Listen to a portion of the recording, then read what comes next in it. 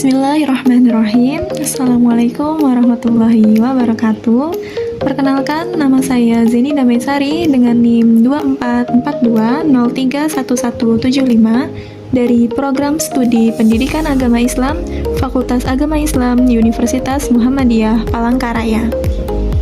Langsung saja, di sini saya akan membahas tentang teori perkembangan kognitif oleh Jean Piaget. Teori ini merupakan salah satu teori paling berpengaruh dalam dunia psikologi perkembangan dan pendidikan, khususnya dalam memahami bagaimana seorang anak belajar dan memproses informasi. Kita akan melihat siapa Piaget, bagaimana teorinya, serta bagaimana penerapannya dalam pendidikan. Masuk ke dalam slide biografi Jean Piaget tahun 1896 sampai dengan tahun 1980. Jean William Fritz Piaget adalah tokoh yang sangat penting dalam psikologi perkembangan. Beliau lahir pada tanggal 9 Agustus 1896 di Newcastle, Swiss, dan wafat pada tanggal 16 September 1980 di Jenewa. Piaget dikenal bukan hanya sebagai seorang psikolog, tetapi juga sebagai filsuf dan seorang biolog. Adapun minat utamanya adalah perkembangan kognitif anak, yaitu bagaimana cara anak membangun kemampuan berpikir dari waktu ke waktu. Piaget juga mengembangkan bidang yang disebut epistemologi genetis, yaitu studi tentang bagaimana sebuah pengetahuan itu terbentuk. Next, riwayat hidup singkat. Sejak kecil, Piaget sudah menunjukkan kecerdasan luar biasa. Pada usia 11 tahun, ia sudah menulis publikasi ilmiah pertamanya tentang hewan moluska.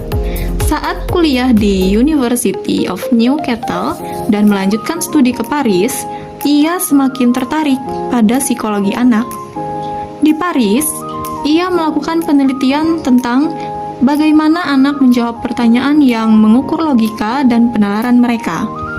Dari sanalah ketertarikan mendalam tentang perkembangan kognitif muncul. Observasi Piaget terhadap anak-anak, termasuk anaknya sendiri, menjadi fondasi utama bagi lahirnya teorinya. Selain itu, beliau menjabat sebagai Direktur Internasional Bureau of Education selama hampir 40 tahun, yang membuktikan besarnya peran Piaget dalam pendidikan dunia. Next, adapun karya-karya penting Jean Piaget, yakni yang pertama adalah The Language and Talk of the Child tahun 1923 yang membahas hubungan bahasa dan perkembangan berpikir anak. Kemudian ada Judgment and Reasoning in the Child tahun 1924 yang menjelaskan bagaimana kemampuan penalaran anak berkembang. Selanjutnya ada The Child's Conception of the World tahun 1929 yang berfokus pada bagaimana anak memandang dunia fisik. Selanjutnya ada The Origins of Intelligence in Children tahun 1952 yang membahas pembentukan kecerdasan sejak bayi. Dan yang terakhir ada The Psychology of Intelligence tahun 1957 yang menjelaskan struktur dan perkembangan kecerdasan secara umum. Karya-karya ini menjadi pijakan bagi banyak penelitian modern tentang proses berpikir dan belajar. Next, masuk kepada slide A. Di sini ada prinsip utama teori kognitif Piaget. Piaget mengemukakan 4 konsep utama dalam perkembangan kognitif, yaitu yang pertama, skema. Apa itu skema? Skema adalah pola pikir atau kerangka mental yang digunakan anak untuk memahami lingkungan. Misalnya, skema tentang seekor kucing, yaitu bisa berupa hewan berkaki 4, berbulu, dan juga mengeong. Lalu yang kedua ada asimilasi. Apa itu asimilasi? Asimilasi adalah proses memasukkan pengalaman baru ke skema lama tanpa mengubah skema tersebut. Contohnya, seorang anak melihat kambing dan kemudian menyebutnya kucing. Kenapa jadi kucing? Karena skema awalnya masih terbatas. Kemudian yang ketiga ada akomodasi. Apa itu akomodasi? Ketika anak menyadari bahwa kambing itu berbeda dengan kucing, ia menyesuaikan skemanya. Nah, proses perubahan skema ini disebut akomodasi. Lalu yang keempat adalah equilibration.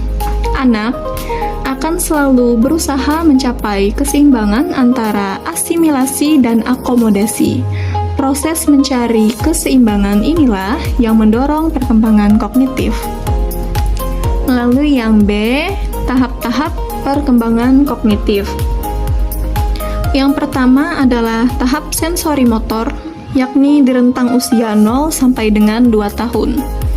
Pada tahap ini, bayi belajar melalui panca indera dan gerakan.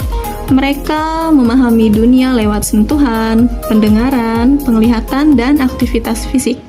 Adapun beberapa ciri pentingnya, yang pertama, mereka belum memiliki representasi mental.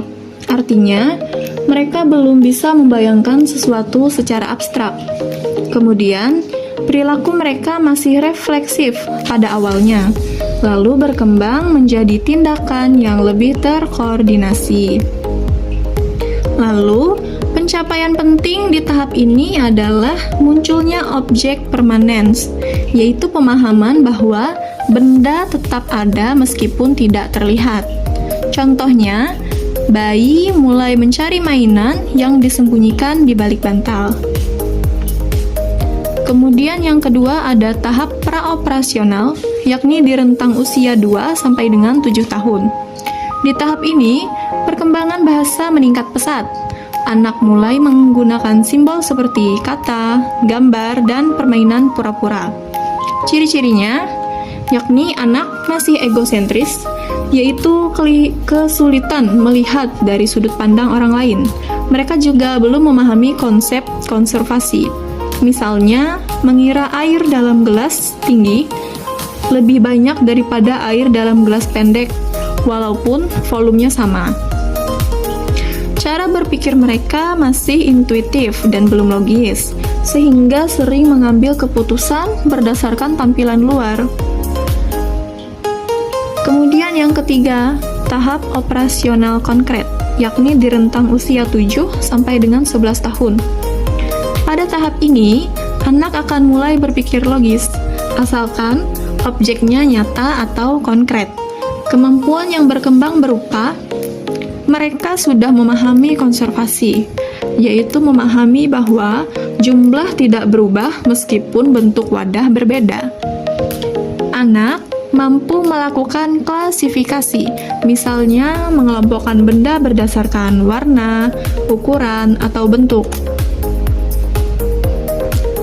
Mereka juga mulai memahami konsep sebab akibat secara lebih rasional.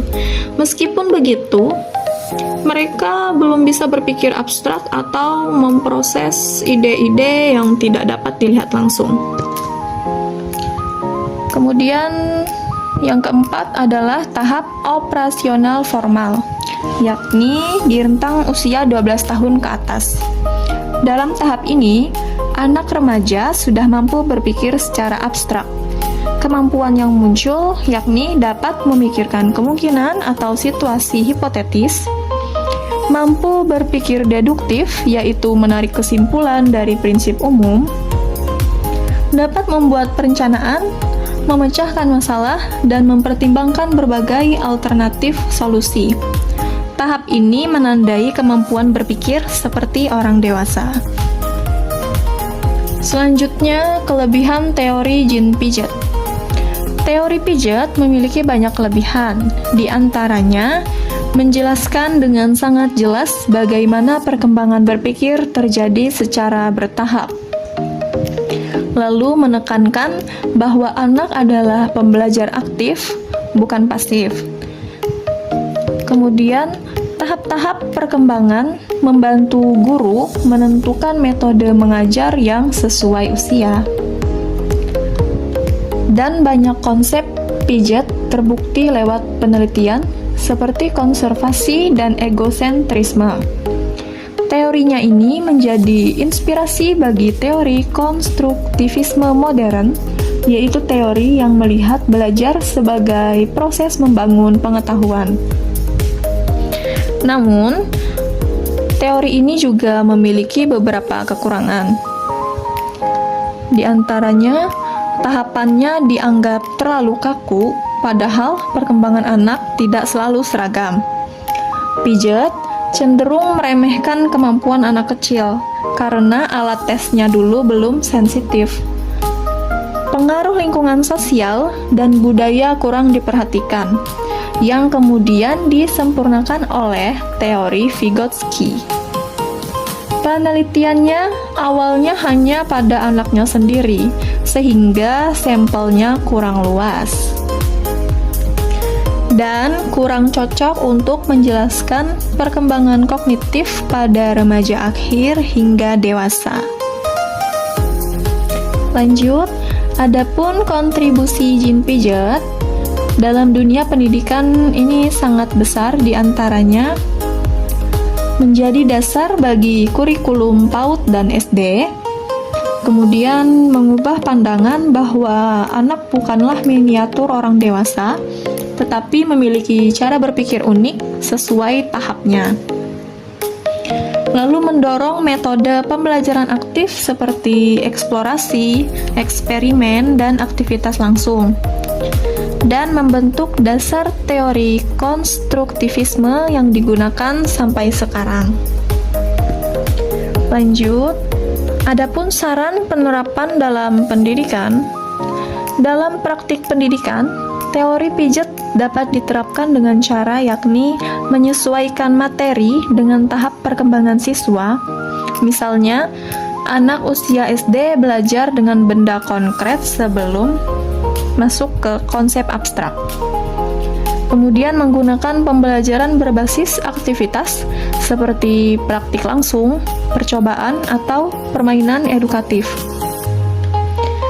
Kemudian memberikan kesempatan siswa untuk berpikir mandiri, bereksperimen, dan mencari solusi sendiri. Dan mengombinasikan teori pijat dengan teori Vygotsky agar pembelajaran lebih lengkap, karena Vygotsky menekankan peran sosial dan budaya. Demikian penjelasan lengkap mengenai teori perkembangan kognitif menurut Jean Piaget. Semoga materi ini membantu kita memahami bagaimana cara anak berpikir dan belajar, sehingga kita dapat merancang pembelajaran yang lebih efektif dan sesuai tahap perkembangan mereka. Terima kasih atas perhatian teman-teman semua. Wassalamualaikum warahmatullahi wabarakatuh.